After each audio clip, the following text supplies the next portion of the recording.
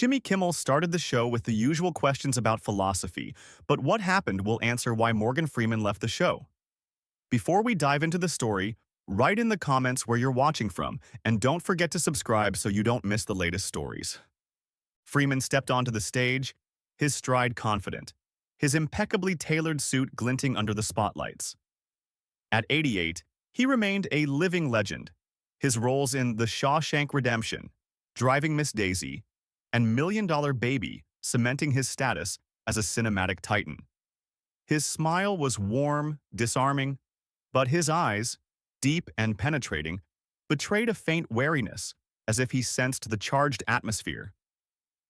The audience erupted in applause, rising to their feet, and he acknowledged them with a restrained nod, settling into the guest chair with the ease of a man accustomed to thousands of spotlights.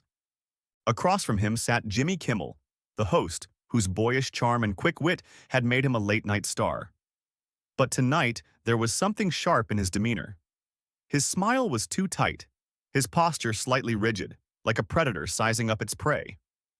He leaned forward, hands clasped, his gaze flicking to his notes with a barely perceptible glint of intent.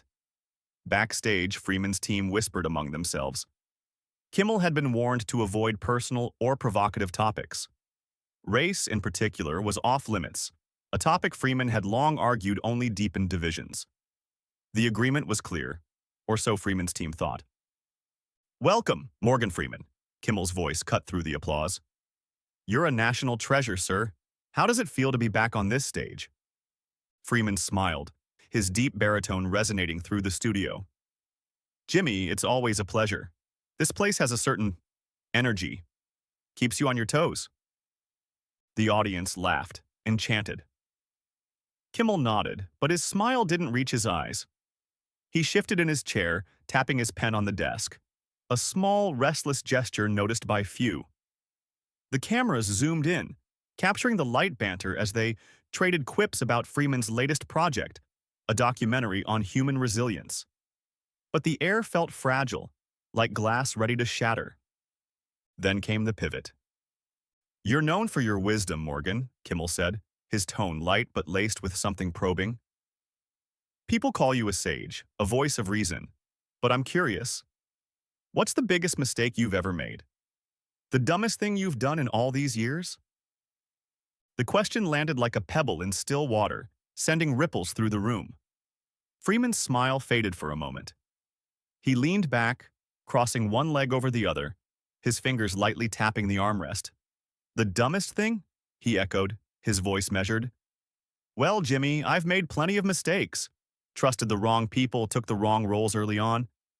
But I'd say the biggest was thinking I could outrun time. Eventually, you learn to slow down and listen, to yourself, to others." It was a thoughtful answer, quintessential Freeman, and the audience clapped warmly. But Kimmel wasn't satisfied. He leaned forward, his eyes flashing with a challenge. "That's deep as always," he said. "But let's dig a little deeper. You've said you don't like talking about race because it makes the problem worse. Noble stance? But isn't that just convenient? I mean, you've got the Oscar, the mansion, the legacy. Is it possible you're just comfortable staying silent when things are good for you?" The studio fell silent. The question wasn't just a jab, it was a knife, slicing into Freeman's decades-long philosophy.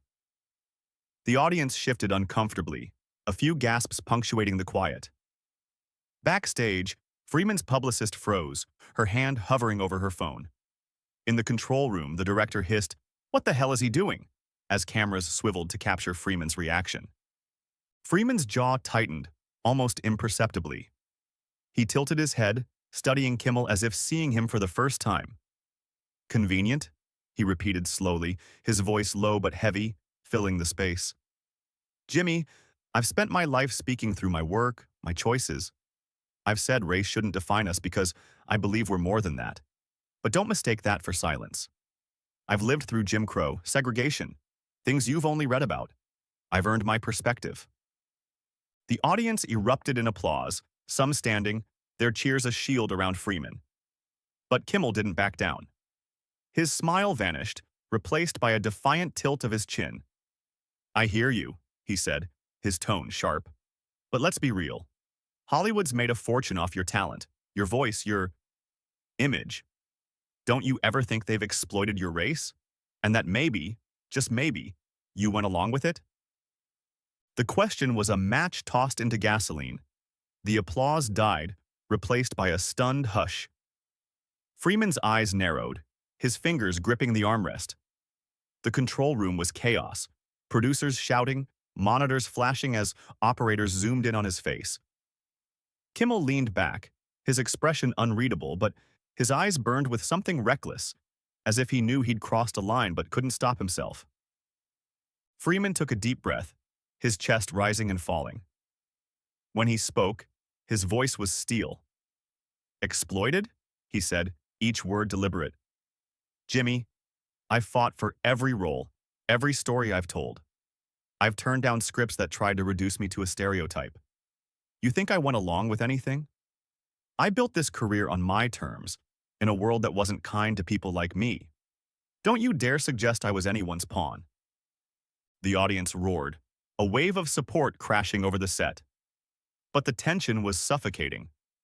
Kimmel's face twitched, a flicker of doubt crossing his features before he masked it with a forced chuckle. "Fair enough, Morgan," he said, but his voice was tight. "You're a legend, no question. Just trying to have an honest conversation." Freeman didn't respond. He sat back, his gaze locked on Kimmel, unyielding. The studio lights seemed hotter, the air thicker. Backstage, Freeman's team was in a frenzy, one assistant whispering, "We need to pull him now." In the control room, the director barked, "Stay on, Morgan, don't cut away." The audience was on edge, sensing the interview teetering on the brink of something explosive. Kimmel, undeterred or perhaps desperate, opened his mouth to speak again, his note cards trembling slightly in his hand. "You know, Morgan," he said, his voice straining to maintain its lightness but betraying a cynical edge, "you're a favorite actor of white Americans, and I can't help but ask, is that because you're, let's say, a convenient black man for them?"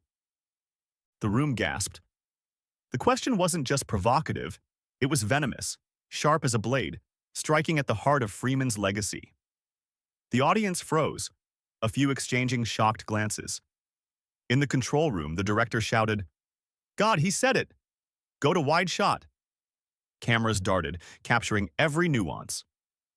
Freeman's clenched fists, his eyes flashing with cold fury, and Kimmel's uneasy shift, suddenly seeming smaller in his chair. Freeman didn't move. His silence was deafening, heavy like the calm before a storm.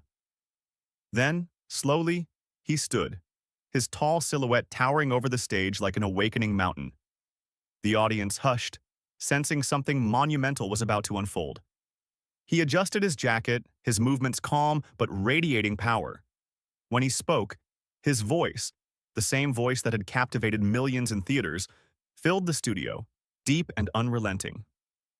"Jimmy," he began, his tone calm but cutting like a whip, "I've lived a life you can't even imagine. I was born in a time when I wasn't allowed to sit on a bus next to someone like you, when I had to fight for every scrap of respect, every role, every word I spoke. You call me convenient? I'm a man who refused to play by anyone's rules, who built a career on my own terms in a world that tried to erase me. And you dare sit here, in your cozy studio, throwing accusations as if you know what it means to be me?" The audience erupted in applause, but Freeman raised a hand, demanding silence. His gaze was fixed on Kimmel, who seemed to shrink in his chair, his face pale. "You want to talk about race?" Freeman continued, his voice gaining strength but remaining measured. "Fine, let's talk. But not about how you're trying to provoke me for ratings.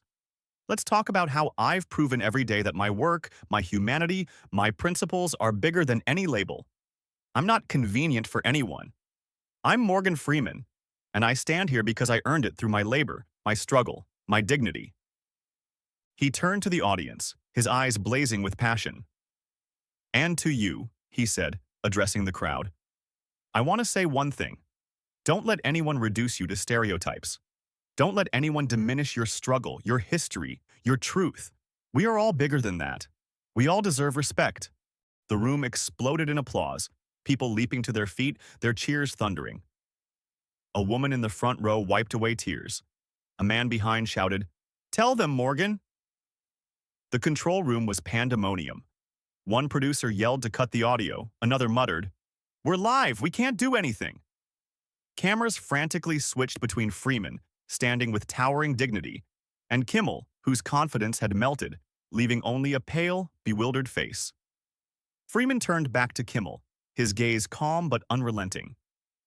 "Jimmy, I came here to talk about art, about stories, about what unites us. But you chose to make it personal. You chose to challenge my legacy. Well, I'm not playing your games." He paused, letting the words hang in the air. "I'm done." With that, Freeman turned and walked off the stage, his steps measured, brimming with dignity. The audience erupted in even louder applause, some chanting his name.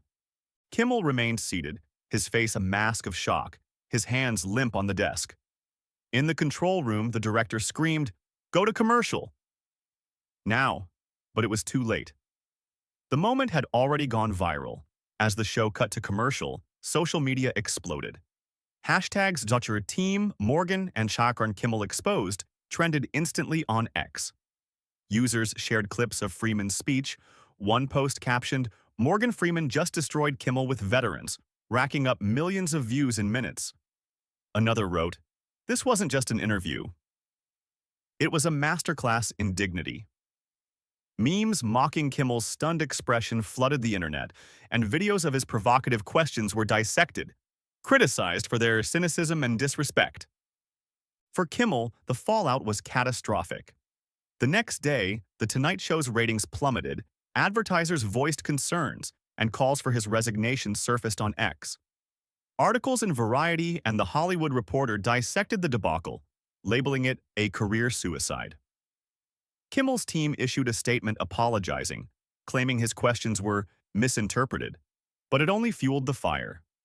The public deemed the apology insincere, and Kimmel's reputation took a devastating hit. Freeman, meanwhile, emerged triumphant. His speech went viral, sparking discussions about dignity, racism, and the power of standing up for one's truth. Universities invited him to speak. Activists quoted his words in justice campaigns, and fans flooded X with support. His documentary, barely mentioned in the interview, became a hit, and his legacy as an actor and human only grew stronger. At a press conference a week later, Freeman, ever composed, said simply, "I said what I needed to say. Life goes on." The Tonight Show set remembered that night for years. Camera operators recounted how their hands shook filming Freeman. Producers admitted they'd underestimated his power. For the world, it wasn't just a scandal. It was a moment when a legend reminded everyone that respect is earned not through ratings, but through a life lived with honor. Freeman left the stage not as a guest, but as a symbol. Unshakable, unrelenting, and unforgettable.